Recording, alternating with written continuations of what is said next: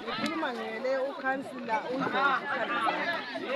so lapha ayisibonile ngebhawuza elileyo ngoba silohlupho ibhawuza lethu libuyile lithi 5 amapheli kodwa khona amasibona kakhulu kithi kodwa besicela ukuthi kuhlale kanjani amanzi ebuya ngoba kasilamanzi siyacela kakhulu ukuthi amanzi ahlale ebuya esibakhona ukuze lathi sizuze ukuphila bawuza sikintuzeni khona lapha sinika imikhuhlane wena lesi asiniki khona lesiwakhe emkhudleni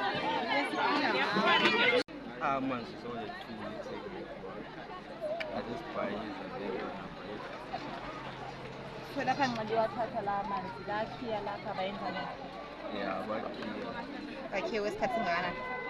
Abakhiya ntambama. Isikhathi bani? Then bevule isikhathi bani? Yabo 6.